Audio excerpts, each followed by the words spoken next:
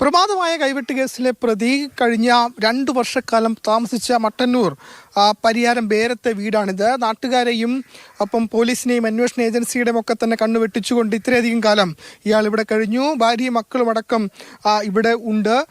ഇന്ന് പുലർച്ചെ മാത്രമാണ് NIA സംഘം ഇവിടെ എത്തി കസ്റ്റഡിയിൽ എടുത്തുകൊണ്ട് പോകുമ്പോൾ മാത്രമാണ് നാട്ടുകാരടക്കം ഇങ്ങനെ ഒരാൾ ഇവിടെ താമസിച്ചിരുന്നു, അയാൾ കൈവെട്ട് കേസിലെ പ്രതിയാണെന്ന് അറിയുന്നത്. ആർക്കും തന്നെ ഒരു തരത്തിലുള്ള സൂചനയും നൽകാതെയായിരുന്നു ഇവിടെ കാർപ്പൻ്ററായി ആശാരിപ്പണിയെടുത്ത് സവാദ് ജോലി ചെയ്തിരുന്നത്. ഇവിടെ പേരുമാറ്റത്തിലാണ്, ഷാജഹാൻ എന്ന പേരിലാണ് ഇവിടെ താമസിച്ചു വരുന്നത്.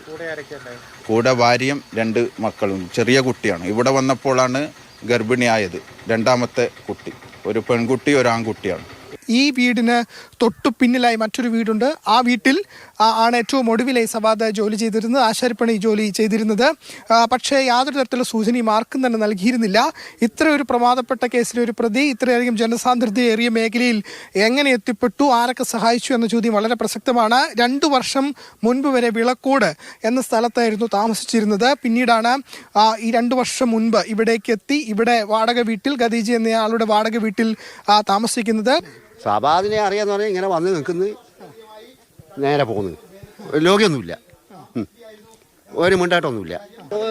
കണ്ടാമിണ്ടോ അത്ര തന്നെ. എന്തെല്ലാം ചോദിച്ചാൽ എന്തെല്ലാന്ന് പറയാം, അത്രയേ ഉള്ളൂ.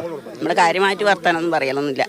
കാർപ്പൻ്റർ ജോലി, അതായത് ആശാരിപ്പണി എടുത്താണ് ജീവിച്ചുകൊണ്ടിരുന്നത്. നാട്ടുകാരുമായി യാതൊരു തരത്തിലുള്ള ബന്ധവും, വലിയ രീതിയിലുള്ള ബന്ധവും പുലർത്തിയിരുന്നില്ല. പക്ഷേ സവാദിനൊപ്പം ആശാരിപ്പണി ചെയ്യാൻ മറ്റ് 3 പേർ കൂടി ഉണ്ടായിരുന്നു. അവരിലേക്കടക്കം ചോദ്യം ചെയ്യേണ്ടതുണ്ട് എന്ന സൂചനകളും ഇപ്പോൾ അന്വേഷണ സംഘത്തിൻ്റെ ഭാഗത്തു നിന്ന് ലഭിക്കുന്നുണ്ട്. ഏതായാലും വളരെ പ്രമാദമായൊരു കേസിലെ 1ാം പ്രതി, രാജ്യത്തിന് പുറത്തും അകത്തും അന്വേഷണ ഏജൻസികൾ വലിയ രീതിയിൽ പരിശോധന നടത്തിയിട്ടും പിടികൂടാൻ കഴിയാത്തൊരു പ്രതിയാണ് ഇന്ന് പുലർച്ചെ മട്ടന്നൂരിൽ വെച്ച് പിടികൂടിയത്.